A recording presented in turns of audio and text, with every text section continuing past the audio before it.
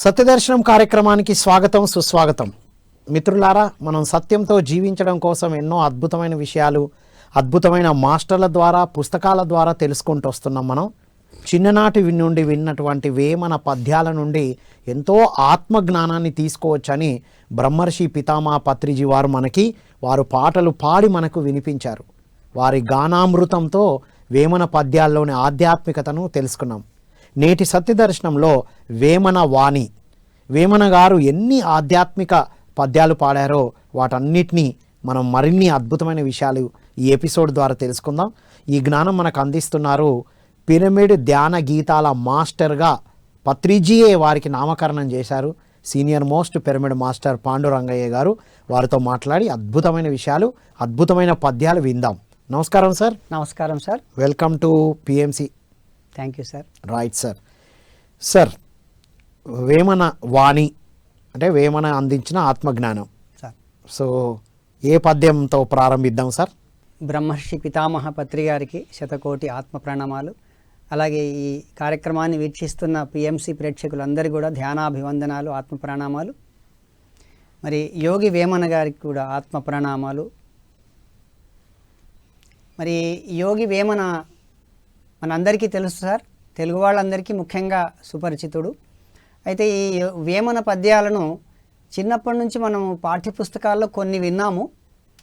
ఉప్పు కప్పురంబు, తప్పులెన్నువారు తండోపతండంబు, అనగననగ రాగ మతిశైల్లుచునుండు, ఇలాంటివి విన్నాం. కానీ ఆత్మజ్ఞానాన్ని గురించి, మరి బ్రహ్మజ్ఞానాన్ని గురించి ఎంతో లోతైనటువంటి పద్యాలు నేను పత్రిగారి దగ్గరనే విన్నాను సార్. పత్రిగారి నోటి నుంచి విన్నాను.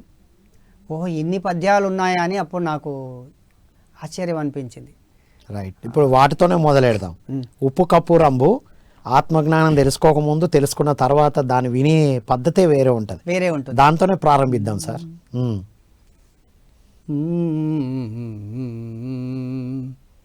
ఉప్పు కప్పురంబు నొక్కపోలిక నుండు, చూడ చూడ రుచుల జాడవేరు, పురుషులందు పుణ్య పురుషులు వేరయా వేరయా వేరయా, విశ్వదాభిరామ వినురవేమా. ఉప్పు కప్పురంబు నొక్కపోలిక నుండు, చూడ చూడ రుచుల జాడవేరు, పురుషులందు పుణ్య పురుషులు వేరయా వేరయా వేరయా, విశ్వదాభిరామ వినురవేమా.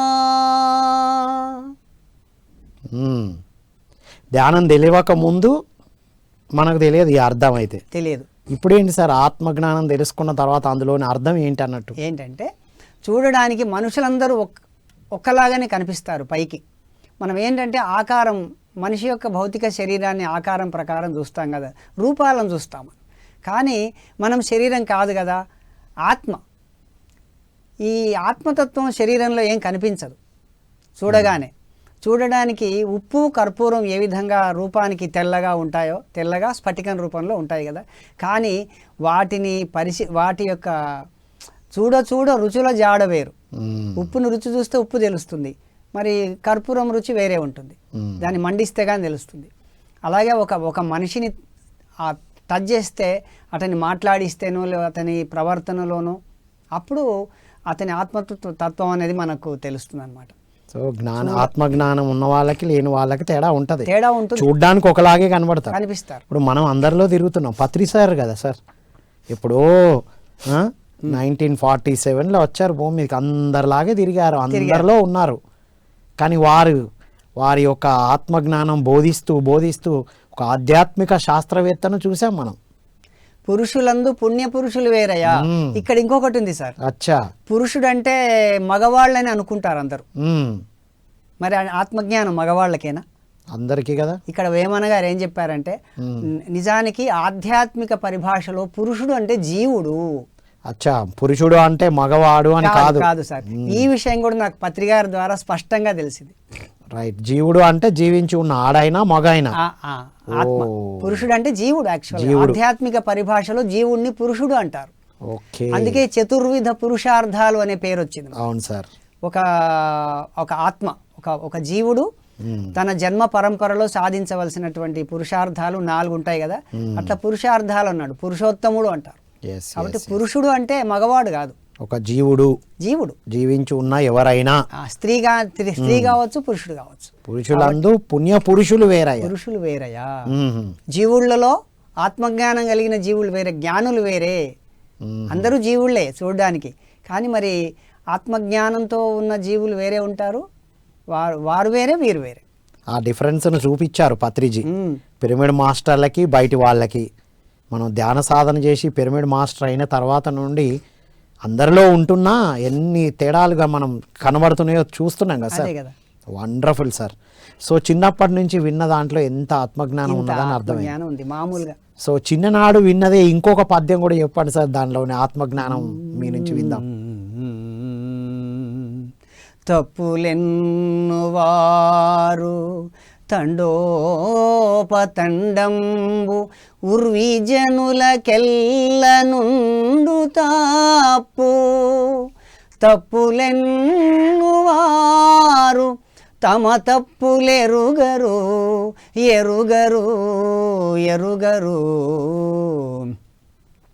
విశ్వదాభిరామ వినురవేమా. తప్పులెన్నువారు తండోపతండంబు ఉర్విజనులకెల్ల నుండు తాపు. తప్పులెన్నువారు తమ తప్పులెరుగరు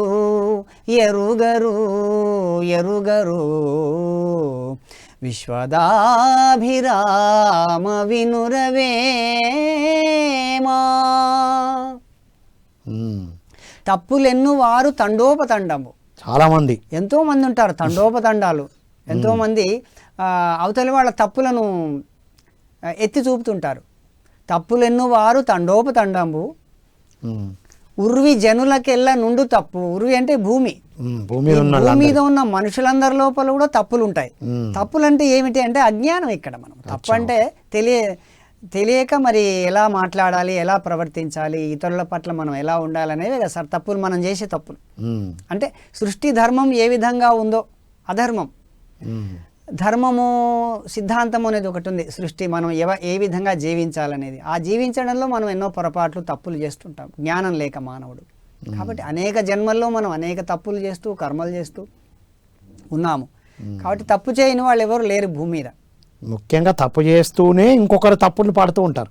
అంటే పత్రి సార్ చెప్పిన నో జడ్జిమెంట్ నో కామెంట్ ఇది వర్తిస్తుందా సార్? ఇది వర్తిస్తుంది సార్. అందుకే సార్ చెప్పింది నో జడ్జిమెంట్ నో కామెంట్. తప్పు పట్టడం అన్నిటికన్నా పెద్ద తప్పు అనేవాడు పత్రి గారు. వారి యొక్క సూక్తిది. తప్పు పట్టడమే అన్నిటికన్నా పెద్ద తప్పు. కాబట్టి తప్పులు అందరిలో ఉంటాయి, తప్పులు పట్టకు. రైట్.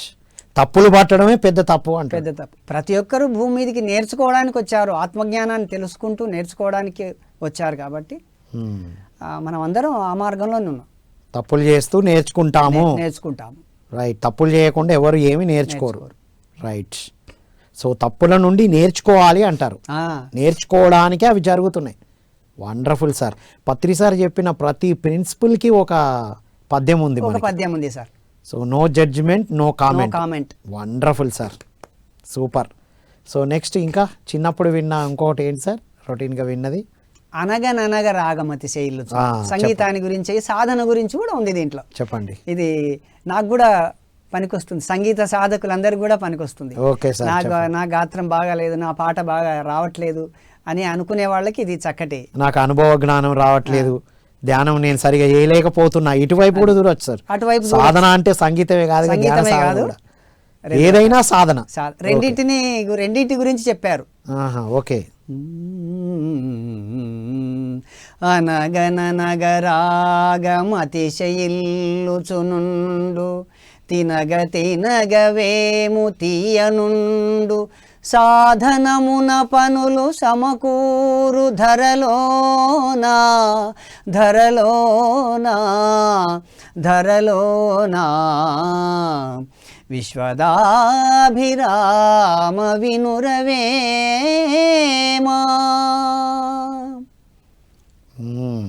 అనగననగ రాగం అతిశయిల్లుచునుండు. అతిశయిల్లడం అంటే పెద్దగా బాగా కావడం, అభివృద్ధి కావడం, అంటే రాగం బాగా ఇంపుగా రాగాన్ని పలుకుతూ ఉన్నప్పుడు పాడగా పాడగా రాగం అభివృద్ధి చెందుతుంది. అభివృద్ధి చెందుతుంది. తినగ తినగ వేము తీయనుండు. అంటే వేపాకు తినగా తినగా తీయగా అవుతుంది. తీయగా అవుతుంది. అంటే ఏదైనా పదే పదే చేస్తే అది అద్భుతంగా చేయగలుగుతామని. అదేవిధంగా సాధనమున పనులు సమకూరు ధరలోన. ఈ ధర అంటే భూమి మీద సాధన చేయకుండా ఏది రాదు. రైట్. అందుకే మనకు భక్త తుకారాం సినిమాలో కూడా సాధన గురించి చక్కని లైన్ ఉంది చూడండి సార్.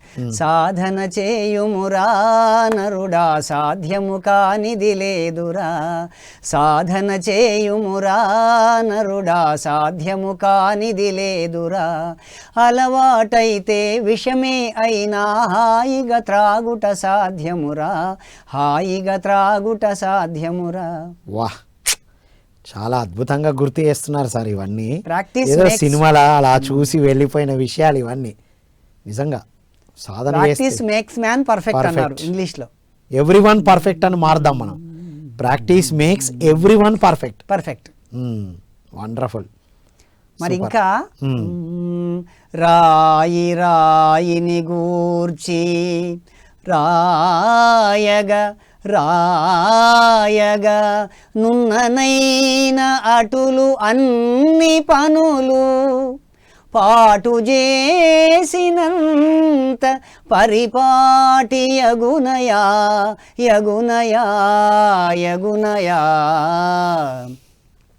విశ్వదాభిరామ వినురవేమా. రాయి రాయిని గూర్చి రాయగా రాయగా నున్ననైన అటులు అన్ని పనులు పాటు చేసినంత పరిపాటి యగునయా యగునయా యగునయా. విశ్వదాభిరామ వినురవేమా. ఈ పద్యంలో కూడా మనకు అలవాటు గురించి చెప్తున్నారు. ఒక పనిని క్రమక్రమంగా చేస్తూ చేస్తూ పోతుంటే ఆ పనిలో పర్ఫెక్షన్ వస్తుంది. రాయి రాయిని గూర్చి రాయగా రాయగా ఒక రెండు రాళ్ళని తీసుకొచ్చి ఒకదానికొకటి రాయగా రాయగా రెండు నున్నగా అవుతాయి. అంతే. రాయి రాయిని గూర్చి రాయగా రాయగా నున్ననైన అటులు అన్ని పనులు పాటు చేసినంత పరిపాటి యగునయా యగునయా యగునయా. విశ్వదాభిరామ వినురవేమా. మహా అలవాటు అయిపోతుంది పరిపాటి. ఇప్పుడు మహాశూన్యము మహాపరిశూన్యము అని ఆ పరి అనే వర్డుని ఎక్కువగా పత్రికాలు యూజ్ చేశారు సార్. అవును సార్. పరిత్రాణాయ సాధునాం అని భగవద్గీతలో వచ్చింది కదా. పరి అంటే ఇంకా విశేషమైనటువంటిది, ఇంకా ఎక్కువగా అలవాటు అయిపోతుంది, ఎక్కువ నైపుణ్యం వచ్చేస్తుంది ఆ పాటలు, ఆ యొక్క పనిలో. సాధన చేయగా చేయగా ఎందులోనైనా సాధిస్తాం. ఇప్పుడంతా హ్యాబిట్స్ 21 రోజులు కంటిన్యూగా చేస్తే అలవాటు పడిపోతుంది. మనం ధ్యానంలోకి వచ్చి 40 రోజులు ఒకటే స్థలంలో ఒకటే టైంలో ధ్యాన సాధన చేయండి, మంచి మీ గురించి మీకు తెలుస్తుంది అని చెప్తాం కదా. 40 రోజులు కూర్చుంటే అలవాటు అయిపోతుంది. వండర్ఫుల్. నేను చిన్నప్పటి నుంచి పాడుతూనే ఉన్నాను, నాకు పాడడం అలవాటు అయిపోయింది. పాటే నా ప్రాణం లాగా. పాటే మీ ప్రాణం. Wonderful sir. ఆ ప్రాణంలో అద్భుతమైన ఎనర్జీ ఉంది. ఇప్పుడు ఇంతకు ముందు పాడిన పాటలు ఎలా ఉన్నాయో ఆ పక్కన పెడితే ఇప్పుడు ధ్యానంతో పాడే పాట అది సార్ మరింత మధురం, మరింత శక్తివంతం కదా సార్. చాలా మార్పు వచ్చింది. నేను అంతకుముందు పాడే పాటలకు ఇప్పుడు ఈ ధ్యానంలో పాడే పాటల్లో ఎంతో జ్ఞానము, శక్తి, మార్పు.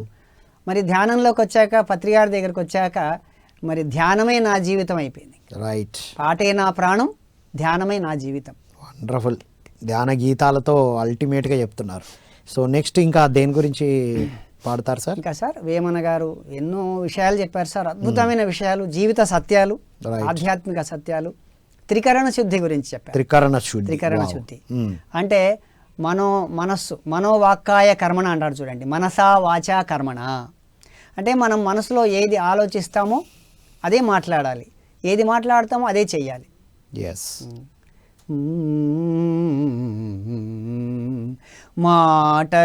మాటలాడుటొకటి మనసులో నొకటి, ఒడలి గుణమదొకటి, నడతయొకటి, ఎట్లు గల్గు ముక్తి, ఇట్టులుండగ తాను తాను తాను విశ్వదాభిరామ వినురవేమా. మాటలాడుటొకటి మనసులో నొకటి, ఒడలి గుణమదొకటి, నడతయొకటి, ఎట్లు గల్గు ముక్తి, ఇట్టులుండగ తాను తాను తాను విశ్వదాభిరామ వినురవేమా. వా, మనసులో ఒకటి ఒకటి ఉంటుంది, పైకి ఒకటి మాట్లాడతాడు, మళ్ళీ చేతల్లో ఇంకొకటి ఉంటుంది. ఈ విధంగా ఉంటే ముక్తి ఎట్లా కలుగుతుంది అని అంటున్నారు అనమాట. ఈ మూడు ఏకత్వంలో ఉన్నప్పుడే ముక్తి అనేది చెప్పారు. త్రికరణ శుద్ధి ఉన్న వాళ్ళకే తొందరగా సాధన ఫలిస్తుంది, మరి ముక్తి వస్తుంది. రైట్. త్రికరణ శుద్ధి వచ్చినప్పుడు ఇది చేస్తాము, ఉంటే ఇంకా సాధన ఎక్కువ చేస్తాం. సాధనతో ఇవి కూడా వస్తాయి. త్రికరణ శుద్ధి వస్తుంది. సాధన చేయగా అది కూడా వచ్చింది దీని ముందు. సాధన చేస్తూ ఉన్నప్పుడు ఆటోమేటిక్గా మనసు మాట చేతలు అన్నీ ఒకటే అయిపోతాయి. Wonderful sir, super. రైట్. త్రికరణ శుద్ధి కూడా చాలా అవసరము. ఆత్మ అని తెలుసుకున్న వాళ్ళకి మిగతా వాళ్ళకి తేడా ఉంటుంది. రైట్. అండ్ తన తప్పులే పెట్టుకొని ఇంకొకరి తప్పులు వెతకడం అనేది ఒక అద్దాల మేడలో ఉండి ఇంకోల పైన రాయి వేసినట్టు ఉంటుంది. Wonderful sir. నెక్స్ట్ సార్, విద్య గురించి చెప్పారు సార్. విద్య, ఓకే. ఆధ్యాత్మిక విద్య మరియు ప్రాపంచిక విద్య రెండు ఉన్నాయి. ఇప్పుడు మనం విద్య అంటే ఇప్పుడు అందరూ ఇంకా చదువులు, ప్రాపంచిక చదువులు వాటికే ఎక్కువ ప్రాముఖ్యత ఇస్తారు. రైట్. ఇప్పుడు ఆధ్యాత్మిక విద్య అనేది ఒకటి ఉంది కదా. కాబట్టి చదువులు చదువనేల, సన్యాసి కానేల, షణ్మతముల చిక్కి చావనేల, చావు పుట్టుకలేని చదువేల, చదువరో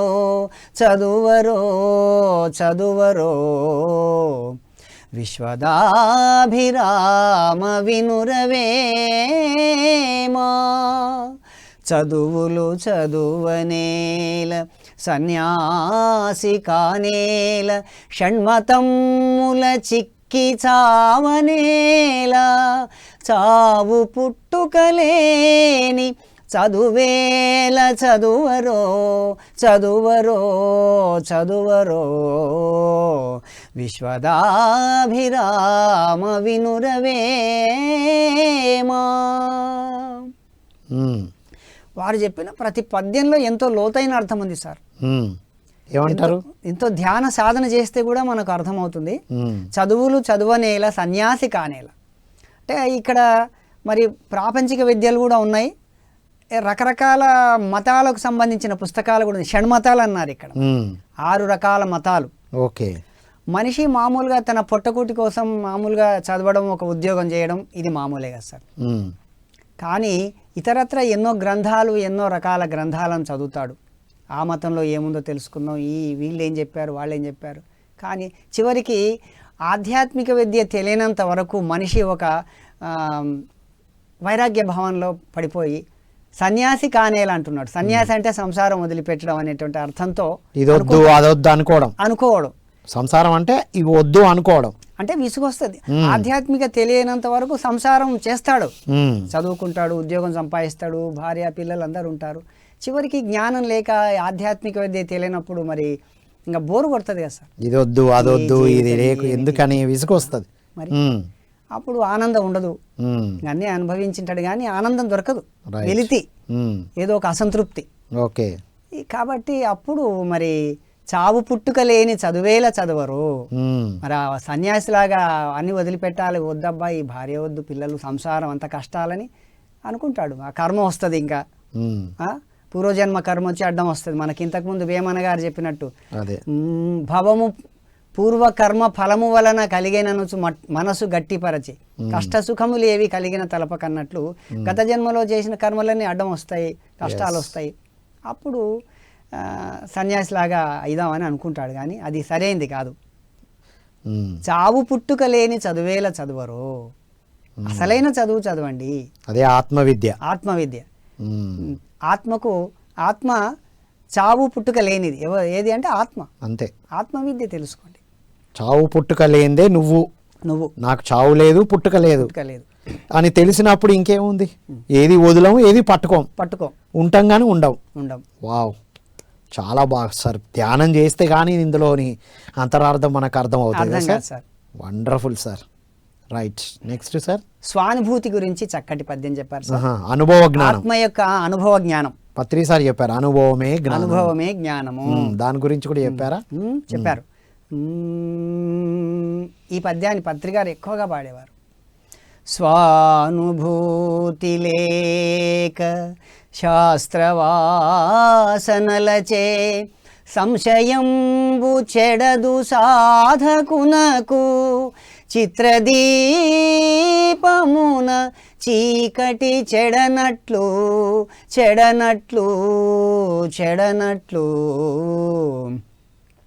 విశ్వదాభిరామ వినురవేమా. స్వానుభూతి లేక శాస్త్రవాసనలచే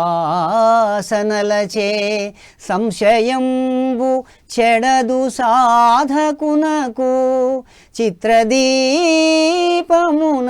చీకటి చెడనట్లు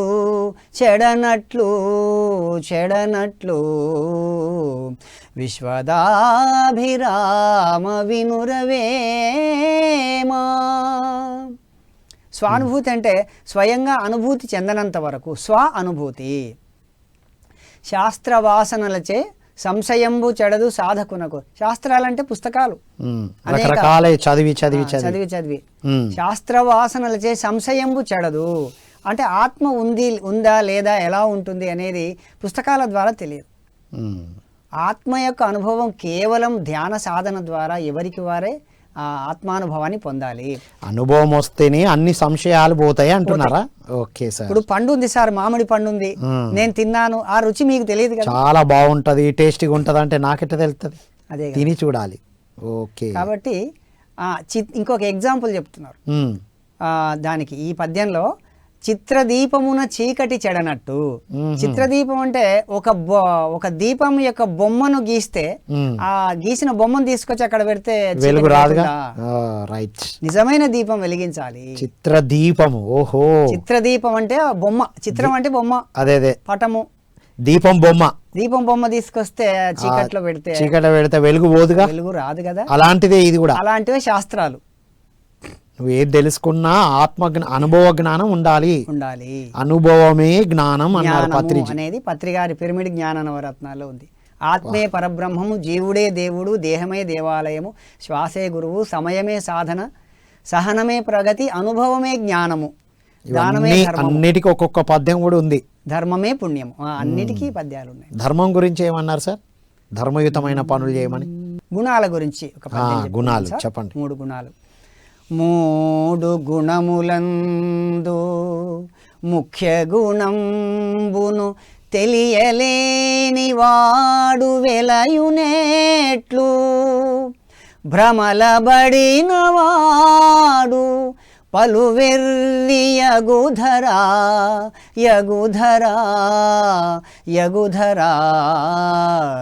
విశ్వదాభిరామ వినురవేమా మూడు గుణములందు ముఖ్య గుణంబును తెలియలేని వాడు వెలయునేట్లు భ్రమలబడినవాడు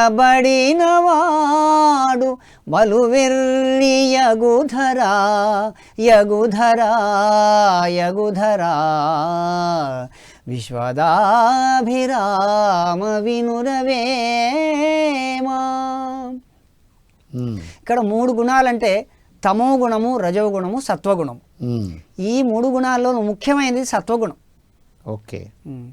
సత్వగుణంలోనే మనము ఈ బుద్ధి ధ్యాన సాధనలోకి రావడం కానీ, మన లోపల ఈ తమో గుణము రజో గుణం వల్ల కర్మలు ఎక్కువ చేస్తాం. ఓకే, చేయకూడని పనులు చేసి మరి భ్రమల వెంట పడతాం. భ్రమ అంటే భ్రమలు ఉన్నాయి అంటే ఈ రెండు గుణాలు ఉన్నాయి. ఈ రెండు గుణాలు ఉన్నవారు భ్రమల్లో ఎక్కువగా ఉంటారు. తమో గుణం రజో గుణం ఉంటే భ్రమల్లో ఎక్కువ ఉంటారు. మరి చెడు కర్మ ఎక్కువ చేస్తారు. ఈ ఎక్కువగా రజోగుణంలో ఇంకా ఎక్కువ చేస్తారు.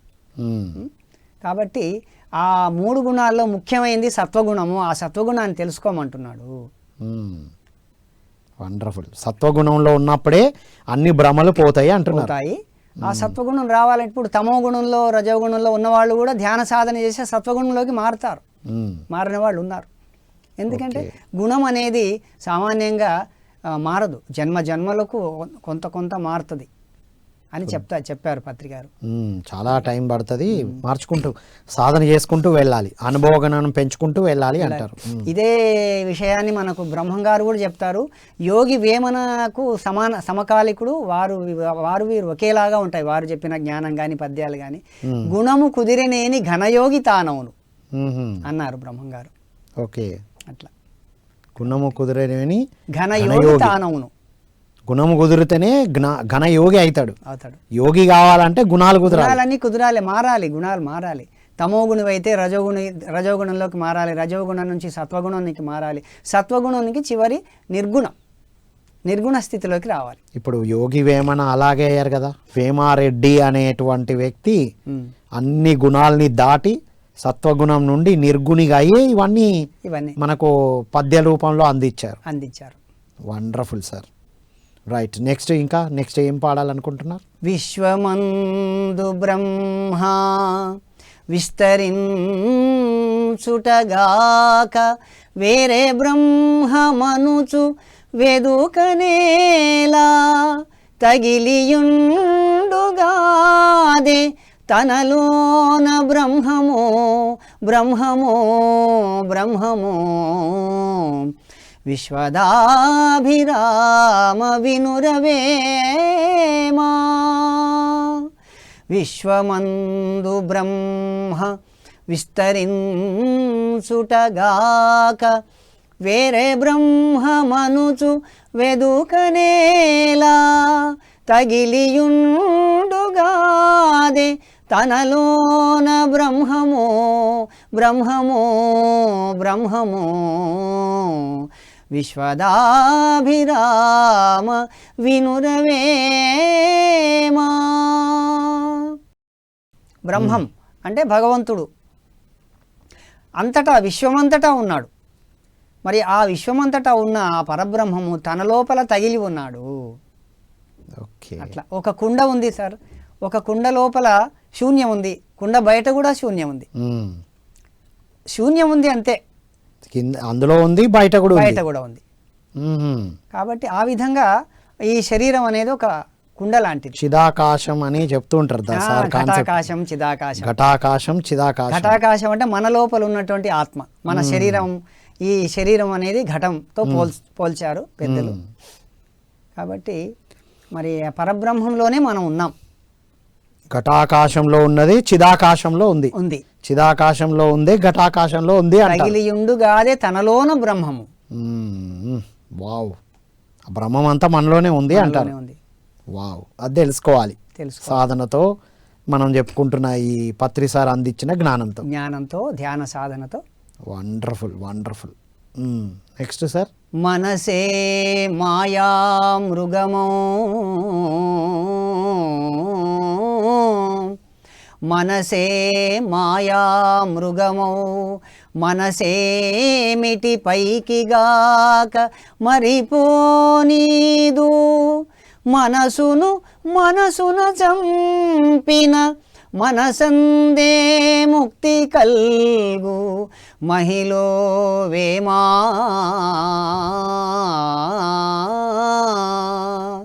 మనసే మాయా మృగము మనసేమిటి పైకిగాక మరిపోనీదు మనసున చంపిన మనసందే ముక్తి కల్గు మహిలో వేమా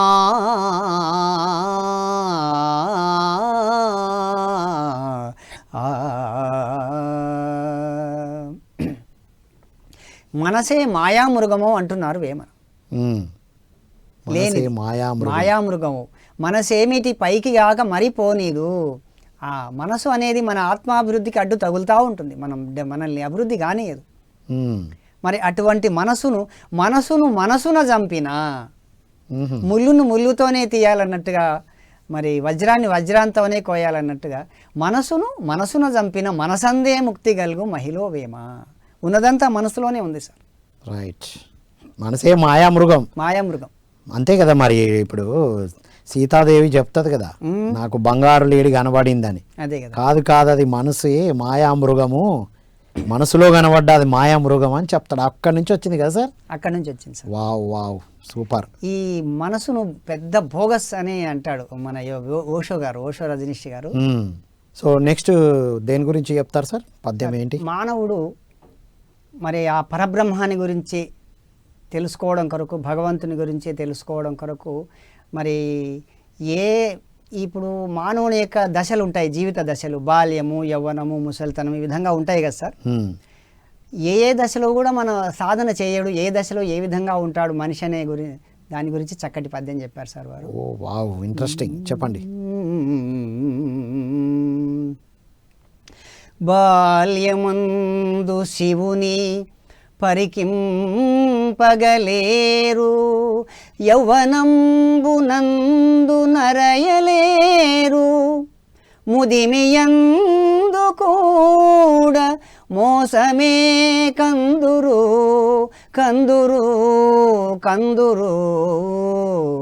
విశ్వదాభిరామ వినురవేమా. బాల్యమందు శివుని పరికింపగలేరు, యౌవనంబునందు నరయలేరు, ముదిమియందు కూడా మోసమే కందురు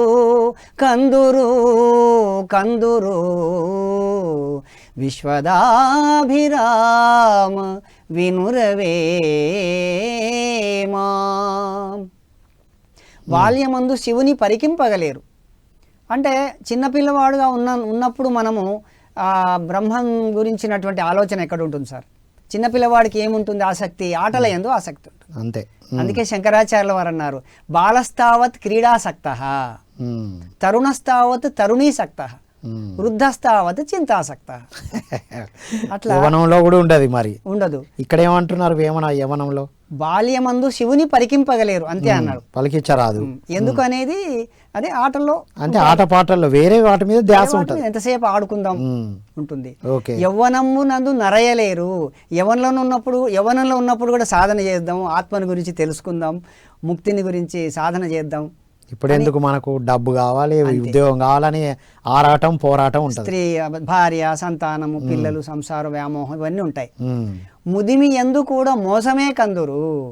అప్పుడు మోసపోతాడు. ఇంకా ముసలితనం అప్పుడు అయ్యో అయిపోయింది అంతా, అప్పుడు చేస్తే బాగుండు అని దాని గురించి ఆలోచిస్తూ ఉంటాడు, మోసపోయింటాడు.